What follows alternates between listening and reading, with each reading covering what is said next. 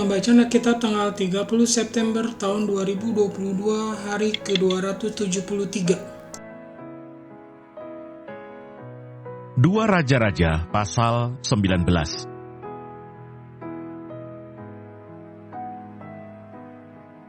Ketika juru minuman agung pulang, didapatinya lah Raja Asyur berperang melawan Libna, sebab sudah didengarnya bahwa Raja telah berangkat dari Lakis.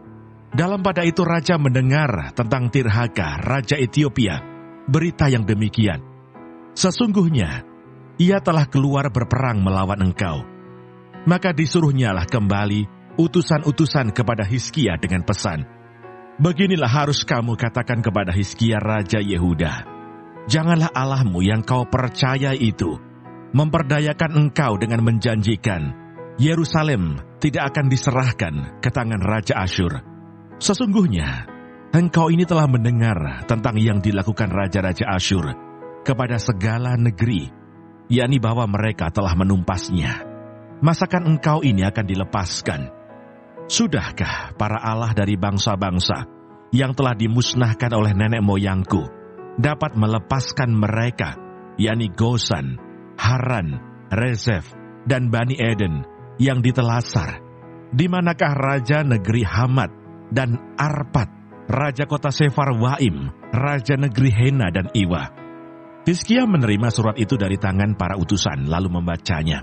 Kemudian pergilah ia ke rumah Tuhan dan membentangkan surat itu di hadapan Tuhan.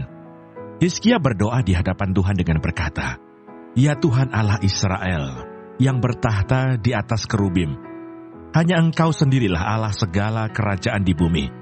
Engkaulah yang menjadikan langit dan bumi. Sendengkanlah telingamu ya Tuhan dan dengarlah. Bukalah matamu ya Tuhan dan lihatlah. Dengarlah perkataan Sanherib yang telah dikirimnya untuk mengaibkan Allah yang hidup. Ya Tuhan, memang Raja-Raja Asyur telah memusnahkan bangsa-bangsa dan negeri-negeri mereka dan menaruh para Allah mereka ke dalam api. Sebab mereka bukanlah Allah, hanya buatan tangan manusia, kayu dan batu. Sebab itu dapat dibinasakan orang. Maka sekarang ya Tuhan Allah kami, selamatkanlah kiranya kami dari tangannya, supaya segala kerajaan di bumi mengetahui bahwa hanya Engkau sendirilah Allah ya Tuhan. Lalu Yesaya bin Amos menyuruh orang kepada Hizkia mengatakan, beginilah firman Tuhan Allah Israel, apa yang telah kau doakan kepadaku mengenai Sanherib, Raja Asyur, telah kudengar. Maka pada malam itu, keluarlah malaikat Tuhan, lalu dibunuhnyalah 185.000 orang di dalam perkemahan Asyur. Keesokan harinya pagi-pagi tampaklah semuanya bangkai orang-orang mati belaka. Sebab itu berangkatlah Sanherib Raja Asyur dan pulang, lalu tinggallah ia di Ninive. Pada suatu kali ketika ia sujud menyembah di dalam kuil Nisroh, Allahnya, maka Adramelech dan Sareser anak-anaknya membunuh dia dengan pedang, dan mereka meloloskan diri ke tanah Ararat. Kemudian Esarhadon anaknya menjadi raja menggantikan dia. Mazmur 37. Kebahagiaan orang fasik semu. Dari Daud. Jangan marah karena orang yang berbuat jahat.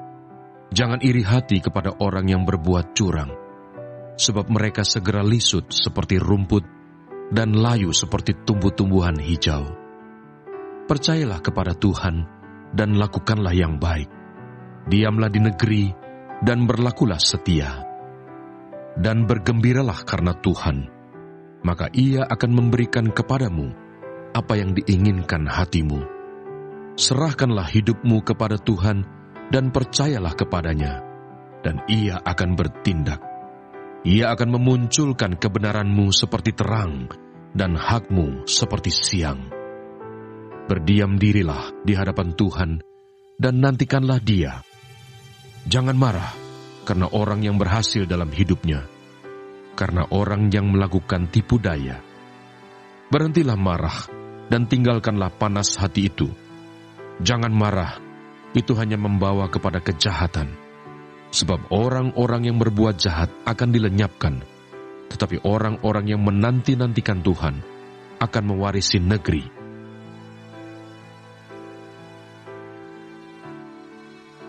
Wahyu pasal 2. Kepada jemaat di Pergamus. Dan tuliskanlah kepada malaikat jemaat di Pergamus. Inilah firman Dia yang memakai pedang yang tajam dan bermata dua. Aku tahu di mana engkau diam, yaitu di sana, di tempat tahta iblis. Dan engkau berpegang kepada namaku, dan engkau tidak menyangkal imanmu kepadaku, juga tidak pada zaman Antipas, saksiku yang setia kepadaku, yang dibunuh di hadapan kamu, di mana iblis diam. Tetapi aku mempunyai beberapa keberatan terhadap engkau.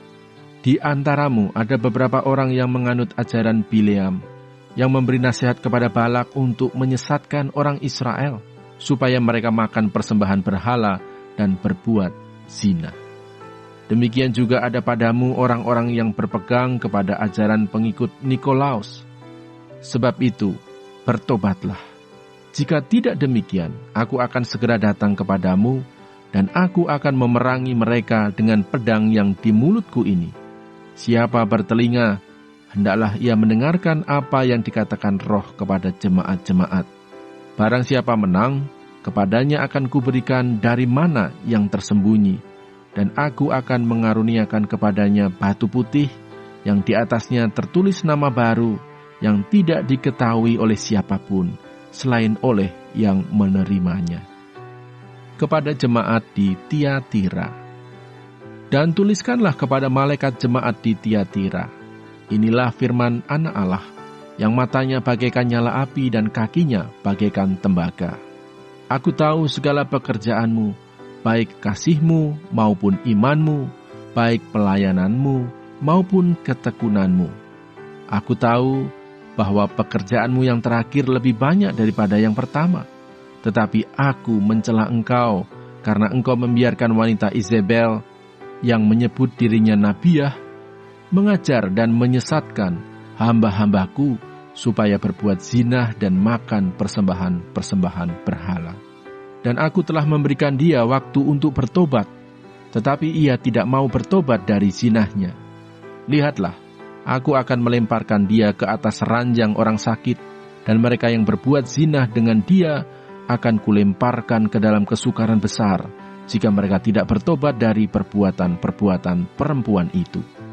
Dan anak-anaknya akan kumatikan, dan semua jemaat akan mengetahui bahwa akulah yang menguji batin dan hati orang, dan bahwa aku akan membalaskan kepada kamu setiap orang menurut perbuatannya. Tetapi kepada kamu, yaitu orang-orang lain di Tiatira, yang tidak mengikuti ajaran itu, dan yang tidak menyelidiki apa yang mereka sebut seluk-beluk iblis. Kepada kamu aku berkata, aku tidak mau menanggungkan beban lain kepadamu. Tetapi apa yang ada padamu, peganglah itu sampai aku datang. Dan barang siapa menang dan melakukan pekerjaanku sampai kesudahannya, kepadanya akan kukaruniakan kuasa atas bangsa-bangsa, dan ia akan memerintah mereka dengan tongkat besi. Mereka akan diremukkan seperti tembikar tukang periuk, sama seperti yang kuterima dari Bapakku, dan kepadanya akan kukaruniakan bintang timur. Siapa bertelinga, hendaklah ia mendengarkan apa yang dikatakan Roh kepada jemaat-jemaat.